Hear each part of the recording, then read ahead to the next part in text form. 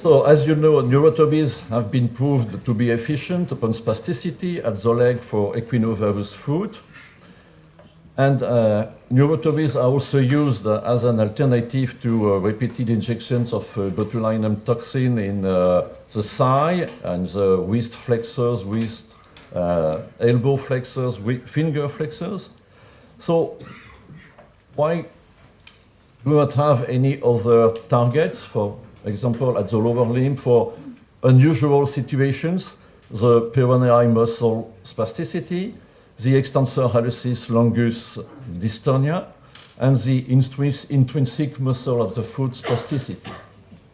And as an anatomist, I try to find some surgical solutions to these problems and to give you some tools for the diagnosis and the treatment of these kind of problems.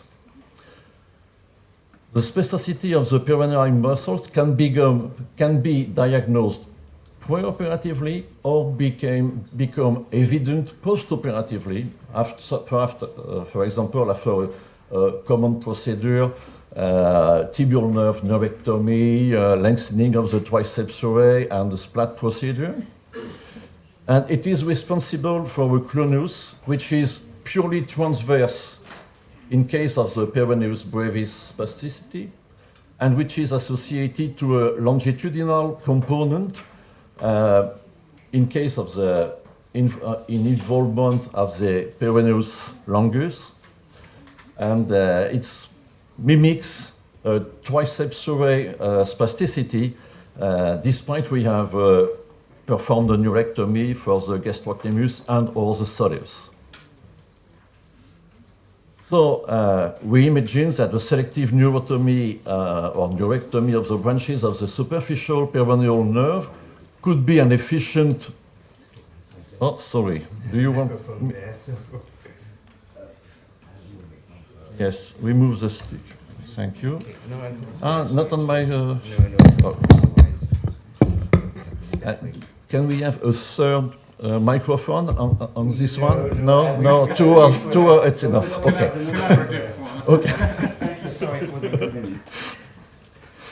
So we thought that neurectomy could be an efficient treatment for peroneal muscle spasticity in competition with botulinum toxin injections. So we dissected some legs, and here are the results of the study. The peroneus longus is supplied by 2 or 3 branches, which eventually bifurcates to give 3 to 5 branches. The proximal branch arises sometimes not from the superficial peroneal nerve, but from the trunk of the common peroneal nerve. So we have to lengthen the wound to find these branches. The middle branch splits usually in 2 branches, and the distal branch was present in 8 out of 12 cases. So some landmarks to find these 3 groups of branches. The proximal group is about 5 centimeters below the tibiofemoral line. The middle one is a 6 centimeter. It means they are very close together. And the distal one is about 12 centimeters distal to the femorotibial line. Here is a dissection of the peroneal, the nerve supply of the peroneus longus, and you see that there are many branches to the peroneus longus. Here one, and the late one. The peroneus brevis, usually receive 2 branches from 1 to 3. The proximal one at about 19 centimeters from the knee joint. The second one at 20 centimeters. It means they are very close. And the distal one 2 centimeters below, and they can be easily found looking at the interval between the longus and the brevis, and pushing away the peroneus longus. Once more, a dissection to show these branches to the peroneus brevis. So, if we want to perform a neurectomy for both the longus and the brevis, we have to use a long posterolateral approach. We have to choose between detaching the, as you know, the peroneus, the superficial peroneal nerve is hidden deep to the peroneus longus, so we have to either to open the peroneus longus or to detach its posterior head from the fibula.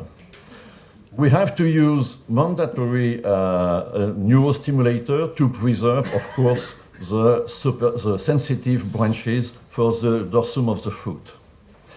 So, in conclusion, you have now two tools, the repeated injections of botulinum toxin or a neurectomy of the branches of the superficial peroneal nerve.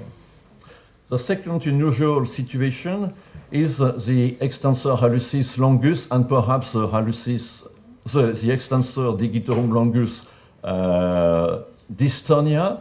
Of course, we know that neurectomy is perhaps not the best treatment for dystonia, but when we have to face with those patients who complain once more preoperatively or postoperatively from conflict with the dorsal aspect of the grade 2 and the shoe, with difficulties for putting on sock or shoe, with spontaneous pain due to this kind of dystonia, we think that we have to treat it, and we can use tendon lengthening or perhaps neurectomy. For example, this kind of position is disabling for the patient.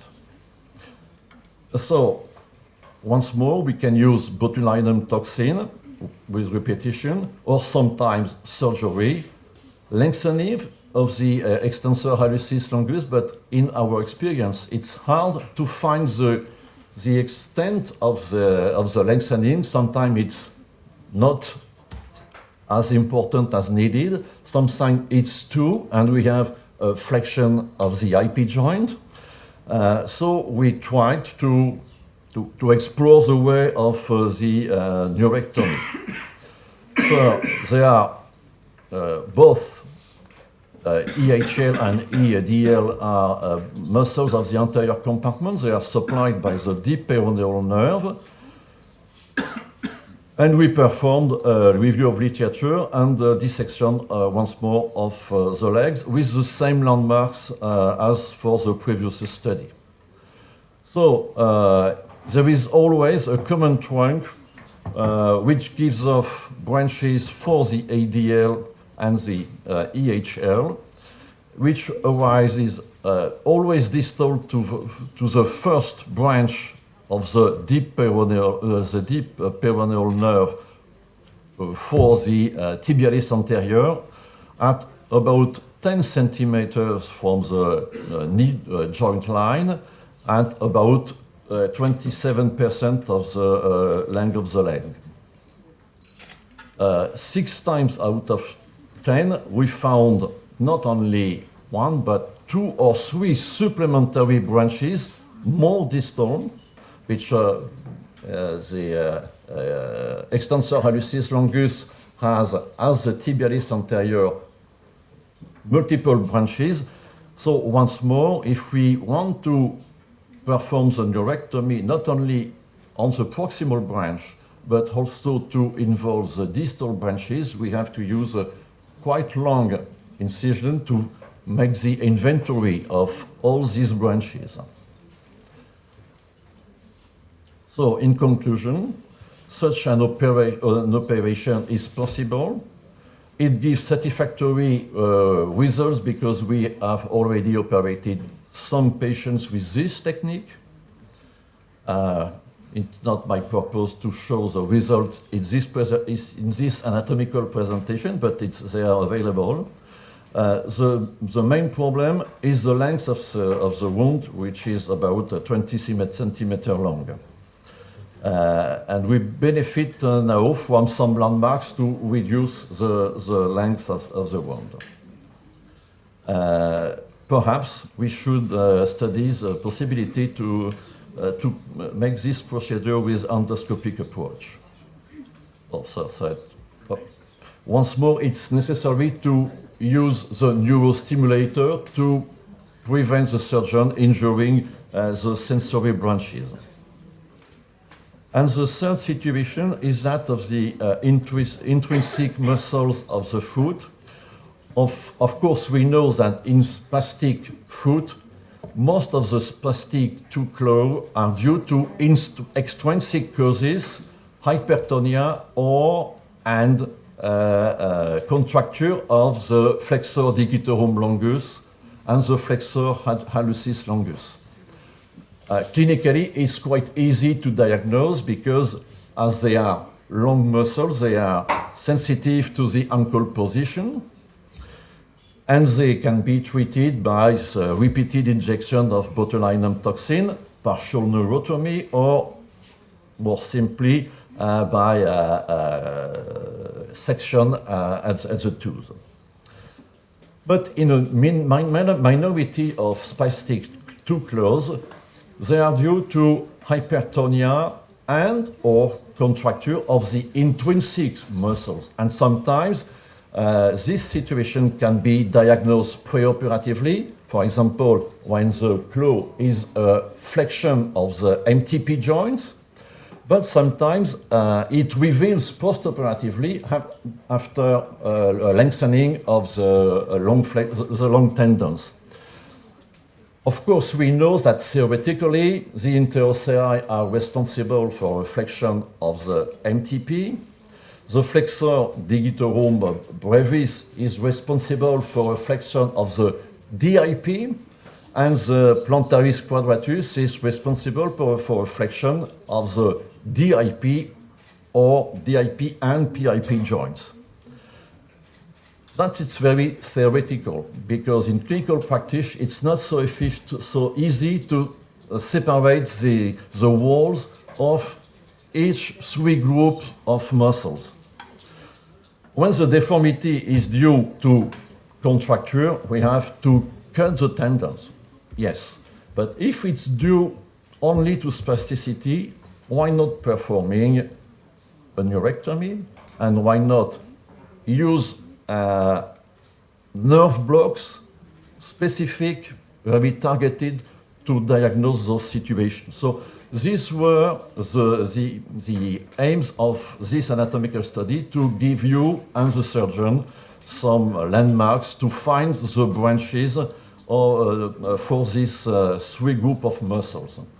So we know that the plantaris quadratus is supplied by the lateral plantar nerve, the flexor digitorum brevis by the medial plantar nerve, and the interossei by the deep branch of the lateral plantar nerve, such as the intrinsic muscles of the hand are supplied by the deep branch of the ulnar nerve.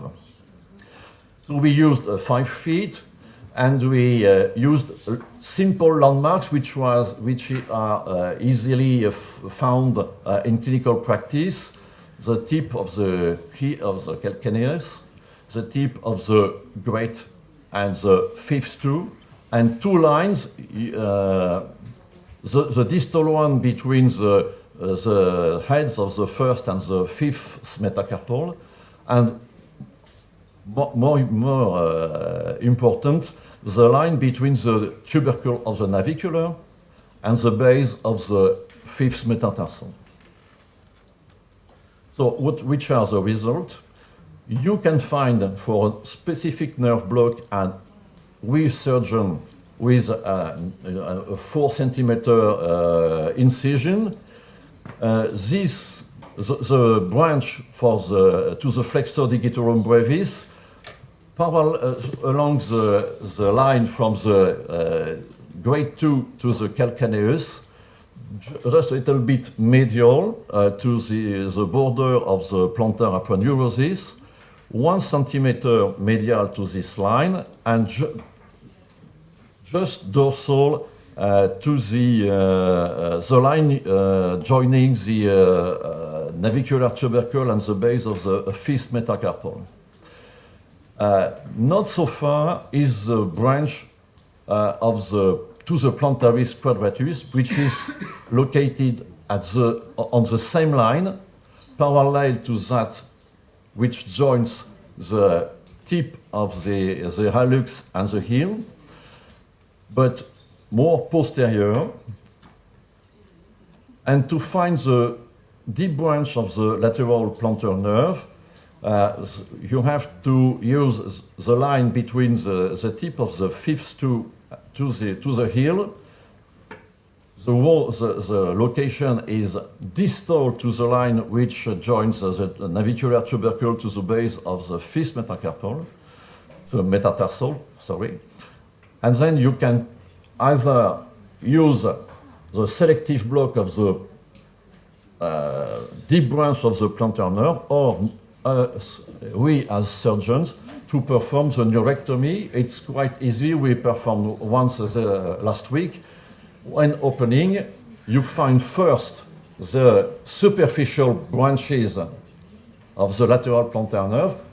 Once you have found one of them, you pursue the dissection proximally, and then you find the deep branch, and you can neurostimulate the branch to be sure that you produce such a flexion as MTP, and then you can perform the neurectomy. So, in case of purely spastic intrinsic to claw, without any contracture, it's possible to perform targeted neurotomies, and once more, it's a supplementary tool for the surgeon to help the MPR to treat these unusual but not so rare situations. Thank you for your attention.